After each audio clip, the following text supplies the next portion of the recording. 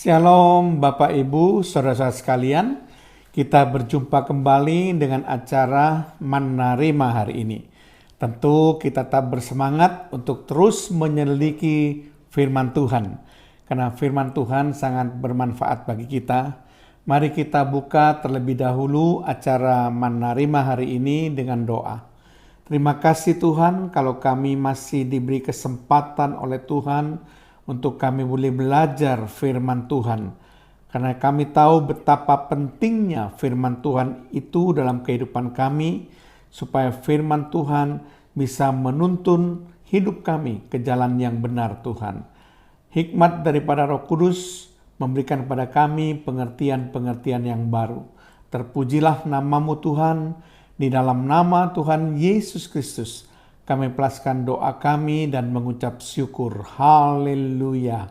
Amin. Shalom Bapak Ibu, saudara-saudara sekalian. Topik yang akan kita bahas dalam acara Manna Rema hari ini adalah kebaikan versus kejahatan.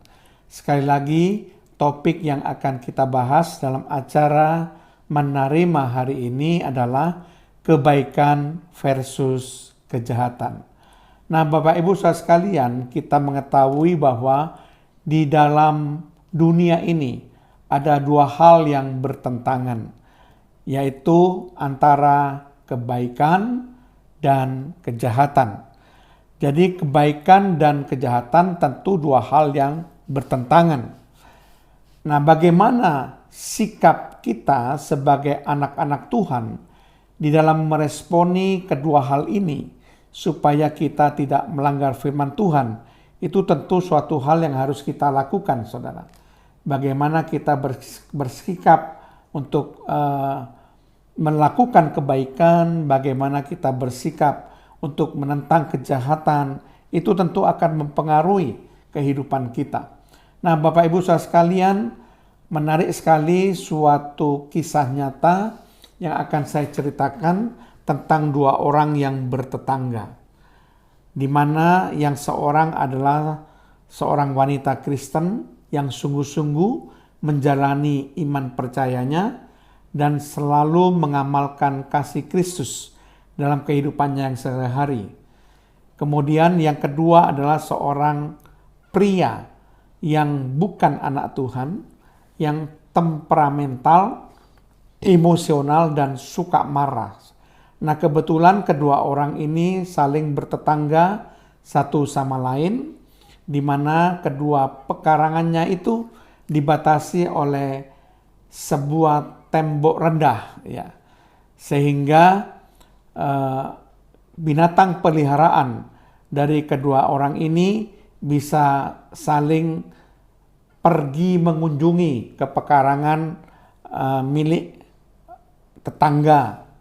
Ya, jadi artinya binatang peliharaan dari si wanita Kristen itu bisa melintasi ke pekarangan daripada si pria yang temperamental ini. Sebaliknya, binatang peliharaan si pria temperamental ini seringkali melintasi tembok ini pergi ke pekarangan dari si wanita Kristen yang sungguh-sungguh ini. Nah, kebetulan si wanita Kristen ini memelihara seekor ayam betina yang gemuk, dan si pria yang temperamental ini memelihara seekor anak kucing yang badannya kurus karena jarang mendapatkan perawatan yang semestinya dari si pria temperamental. Kadang-kadang dibiarkan anak kucing itu mencari makanan sendiri. Nah, apabila anak kucing dari si pria temperamental itu pergi ke pekarangan si wanita Kristen yang sungguh-sungguh ini, maka wanita Kristen ini akan memberikan anak kucing ini susu untuk diminum dan makanan kucing untuk dimakan. Sehingga lambat laun anak kucing yang kurus kering ini menjadi gemuk, menjadi sehat, dan bulunya menjadi lebat. Tetapi setiap kali setelah makan, anak kucing ini kembali ke pekarangan tuannya, yaitu si pria temperamental. Dan si pria temperamental tidak menyadari bahwa anak kucing ini sudah diberikan makanan dan susu oleh tetangganya, si wanita Kristen ini. Dia pikir anak kucing ini mencari makanan sendiri. Demikian juga peliharaan si wanita Kristen, yaitu seekor ayam betina, itu juga melintasi ke pekarangan si pria temperamental. Tetapi sikap sebaliknya ditunjukkan oleh si pria temperamental. Dia sangat marah setiap kali melihat ayam betina milik si wanita Kristen kalau pergi ke pekarangannya. Sehingga karena akhirnya dia tidak tahan lagi dengan kemarahannya, maka dia mengambil tongkat dan memukul ayam betina peliharaan si wanita Kristen itu sehingga dia terpukul mati. Kemudian dia lemparkan ayam betina yang mati itu ke pekarangan si wanita Kristen. Nah, Bapak Ibu saudara sekalian, tentu saja apa yang dilakukan oleh si pria temperamental itu sangat menyedihkan hati si wanita Kristen yang sungguh-sungguh yang merupakan anak Tuhan ini. Dia melihat bagaimana ayam betina peliharaannya yang mati dipukul oleh tongkat si tetangganya, saudara. Tetapi dia tidak membalas dengan kata-kata, dia hanya menangis saja karena sedih binatang peliharaannya sudah dibunuh. Kemudian dia ambil ayam betina yang sudah dibunuh tadi, dia bawa ke dapur, kemudian dia mulai cabut bulunya dan dibersihkan, dan dia mulai memasak si betina yang gemuk peliharaannya ini yang baru saja dipukul mati, dan dia membuat satu panci opor ayam yang sangat lezat rasanya. Karena memang si wanita Kristen ini adalah jago masak. Dia suka sekali masak dan pandai sekali memasak. Jadi peliharaannya, yaitu ayam betina yang baru saja dipukul mati, dia olah sehingga menjadi suatu masakan yang lezat, yaitu opor ayam satu panci. Kemudian dia mengambil panci yang berisi opor ayam itu dan dia bawa ke tetangganya, si pria yang temperamental itu. Dia mengetuk pintu, dan ketika pintu dibukakan, maka si wanita Kristen mengucapkan maaf atas apa yang sudah terjadi, di mana ayam betinanya itu pergi ke pekarangan si pria temperamental itu. Dan sebagai ucapan minta maafnya, dia katakan, silakan Bapak mencicipi masakan saya. Dia berikan panci yang berisi opor ayam itu, dan panci itu diterima si pria temperamental. Dan ketika dia lihat masakan itu berupa opor ayam, maka hati daripada si pria temperamental itu menjadi tidak enak. Ya, karena dia baru saja membunuh ayam betina ini, tetapi tetangganya membalasnya dengan memberikan masakan kepada dia. Lalu setelah itu dia pergi ke belakang, kemudian dia ambil panci itu, dia pindahkan isi masakan itu ke tempat pancinya sendiri, dan dia kembalikan sambil mengucap terima kasih. Kemudian dengan tersenyum, si wanita Kristen membawa kembali panci yang sudah kosong kembali ke rumahnya. Kemudian ketika dia mulai merasakan masakan daripada si wanita Kristen ini, betapa lezat masakan itu, maka penyesalan yang timbul di hatinya itu bertambah, saudara.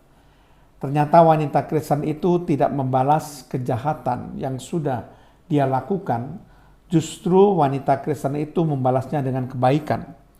Apalagi ketika dia mengetahui pada suatu hari bagaimana si wanita Kristen itu memberikan minum susu kepada anak kucing peliharaannya dan memberikan makanan kucing pada anak kucing peliharaannya.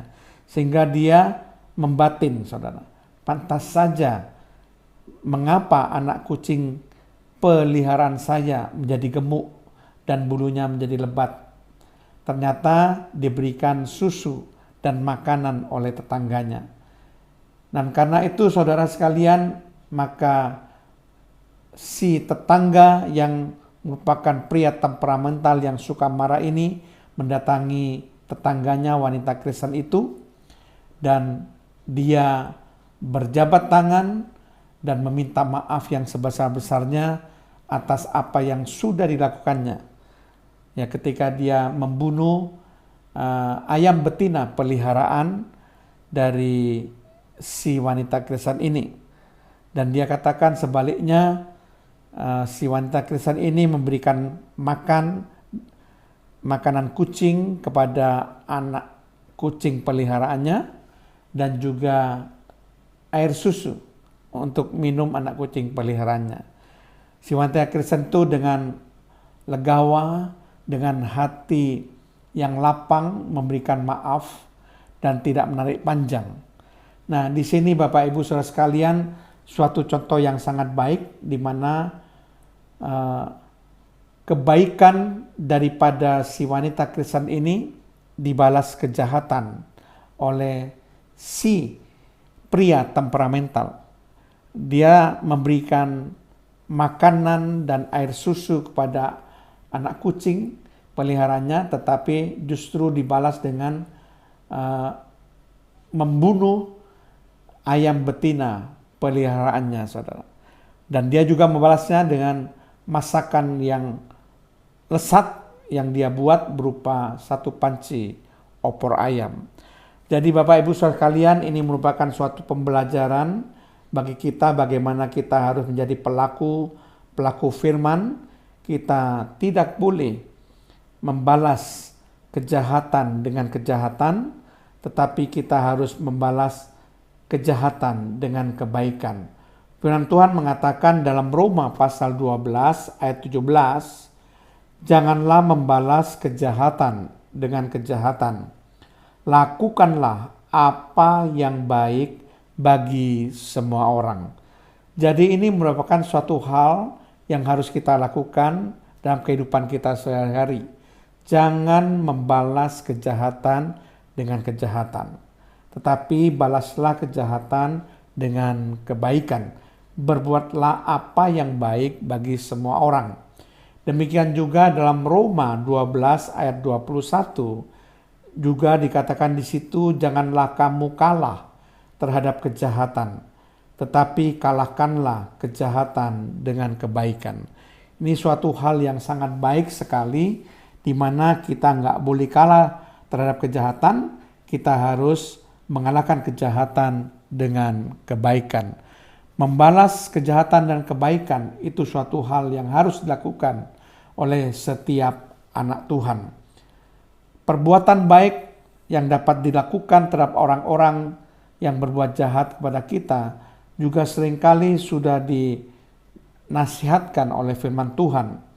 Di dalam Roma 12 ayat 20, di sini berbicara mengenai seteru kita, ya, berbicara mengenai musuh kita. Maka kita akan merenungkan apa yang harus kita lakukan terhadap seteru kita dan terhadap musuh-musuh kita. Roma 12 ayat 20 mengatakan demikian. Tetapi jika seterumu lapar, berilah dia makan. Jika ia haus, berilah dia minum. Dengan berbuat demikian, kamu menumpukan bara api di atas kepalanya. Jadi kalau seteru kita lapar, kita membalasnya dengan apa? Memberikan makan. Sekalipun itu seteru kita. Kalau seteru kita haus, kita memberi dia minum. Ya. Jadi itu sesuatu yang baik yang seharusnya kita lakukan. Karena firman Tuhan katakan, apabila kamu mengasihi orang yang mengasihi kamu, apakah upahmu? Bukankah pemungut cukai juga berbuat demikian? Setiap orang juga pasti akan berbuat, bahwa kita pasti akan mengasihi orang yang mengasihi kita. Tapi ketika kita berbuat kebaikan kepada orang yang berbuat jahat pada kita, itu adalah suatu hal yang besar, hal yang dahsyat yang kita lakukan. Jadi saudara sekalian, apa yang diterangkan di dalam Injil Matius 5 ayat 46, bahwa apabila kamu mengasihi orang yang mengasihi kamu, apakah upahmu? Bukankah pemungut cukai juga berbuat demikian? Maksudnya orang berdosa pun juga berbuat demikian. Dia mengasihi orang yang mengasihi, ya saudara. Dan itu sebabnya kita diberi pelajaran oleh firman Tuhan untuk berbeda dengan mereka. Sikap kita harus berbeda, tidak boleh sama dengan sikap dunia, saudara ya. Nah, kita akan membaca ayat yang terakhir, bahwa kita tidak boleh membalas kepada seteru kita. Serahkan saja apa yang dilakukan oleh seteru kita, oleh musuh-musuh kita, kepada orang yang berbuat jahat kepada kita, kepada Tuhan. Karena pembalasan bukan hak kita.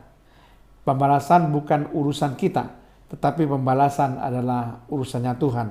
Kita baca ayat yang terakhir. Saudara-saudaraku yang kekasih, janganlah kamu sendiri menuntut pembalasan, tetapi berilah tempat kepada murka Allah, sebab ada tertulis, pembalasan itu adalah hakku. Akulah yang akan menuntut pembalasan, firman Tuhan.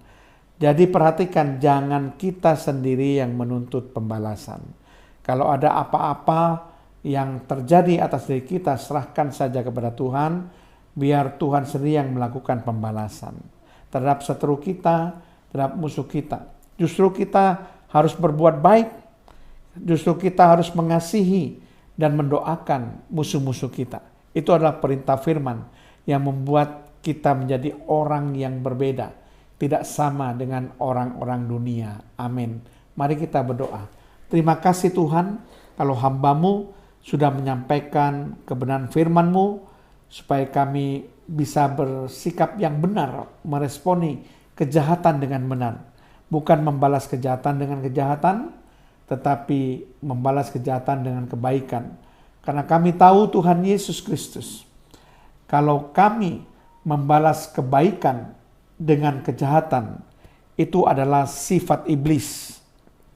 Kalau kami membalas kebaikan dengan kebaikan, itu memang sifat manusia, sifat manusiawi. Kalau kami membalas kejahatan dan kebaikan, itu adalah sifat ilahi yang harus kami miliki Tuhan. Kami ingin memiliki sifat ilahi, membalas kejahatan dengan kebaikan. Bukan membalas kejahatan dengan kejahatan. Terpujilah nama-Mu Tuhan. Dalam nama Tuhan Yesus Kristus, kami persilakan doa kami dan mengucap syukur. Haleluya. Amin.